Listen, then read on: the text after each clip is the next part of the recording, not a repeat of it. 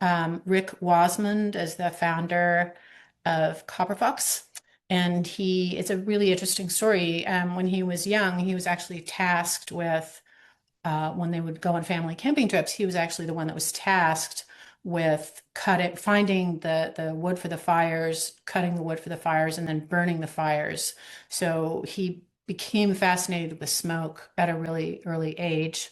And when he became older, he traveled. There's Rick. He traveled to Scotland and interned for Bowmore. And this is many, many, many years ago. Copper Fox has been uh, a distillery for about 25 years, almost a quarter of a century now. But when he was a young man, he traveled to Bowmore, as I said, to do an internship. And he was fascinated by how they used peat and the story of peat, and he wanted to do a deep dive into that. And also, he started to form these ideas, about something that didn't exist yet, which was basically a whiskey that could be made stateside and have a peat-like influence, but something that came directly from regional woods, which I think is a beautiful idea. Uh, he does the very first single malt that he came out with way before the category was given recognition by the Alcohol Tax, Tobacco and Trade Bureau. In 2024, he was making what he was calling American Single Malt way back when.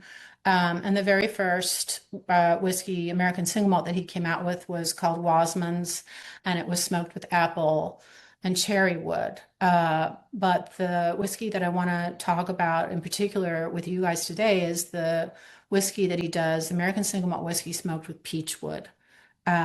Now, if you think about peach, anybody can draw up memories instantly of how beautifully floral and fragrant peaches are.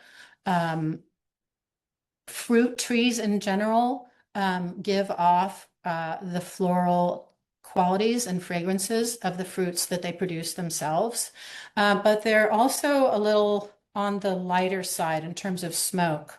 So what you really need to do if you're using fruit wood to smoke your whiskey is to do one of two things. You can blend it with stronger, harder woods so that it has a kind of a backbone which will support the smoke when it comes out of the distillation process. Otherwise, it's just a little on the weaker side. So you want to have maybe an oak in there, a harder wood or a nut wood. But Rick did something really interesting with the peachwood. He really doubled down on having a whiskey that was going to be infused mainly with peach flavor. And so what he does is he uses peachwood inside the barrel as a catalyst for maturation, if that makes sense.